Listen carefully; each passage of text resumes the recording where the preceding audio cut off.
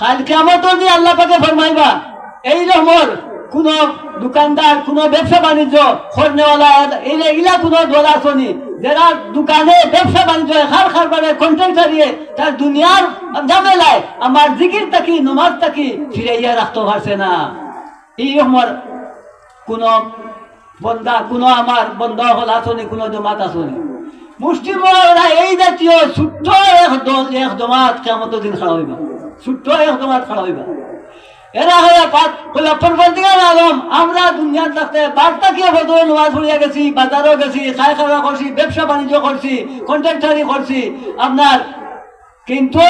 আপনার ফরাই যে আদায় করছি একটা কত নমাজ ছাড়ছি না, বাজারও গিয়ে আমরা নমাজ পড়ছি, আমরা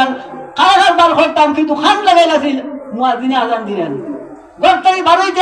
বাড়িতে বেটা বাড়াই বিসমিল্লাহি তাওয়াক্কালতু আলাল্লাহ। একজন মুমিন একজন মুসলমান গর্তাকি বাড়িতে এই দোয়াটা পড়িত,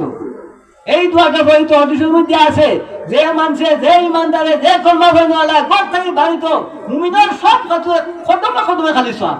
গর্তাকি বাড়িতে দাইনফাউতি বাড়িত। ওই যে খারবারো দা আল্লাহ আপনার দেওয়ালা আমি আপনার হুকুম পালন করছি, ফজরের নামাজ জমাতে পড়ছি, এখন কোরআন শরীফ তিলাওয়াত করিয়া সূরা ইয়াসিন পড়িয়া এখন আমি আপনার তাওয়াক্কুল করি বাড়িয়া ব্যবসা বাণিজ্য হইব আমার দুনিয়ার যে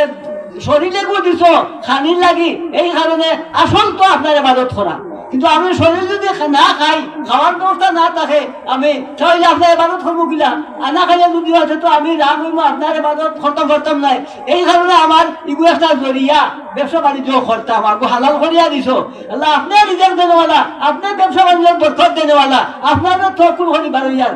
এই দোয়া করিয়া কেউ যদি বারয় বিসমিল্লাহি তাওয়াক্কালতু আলাল্লাহ হইয়া ডাইন ফাও দি বারয় আল্লাহ পাক এই বন্দার এই দোয়া করার কারণে শরীফের কথা কইয়ার আল্লাহ পাকে এই বন্দার জি ছাড়া দিনের জিম্মাদা আমি আল্লাহ বনি গেলাম কওকা সুবহানাল্লাহ। আল্লাহ বনি যান ওই দোয়াটা যদি হইয়া বারয় করতে থাকে।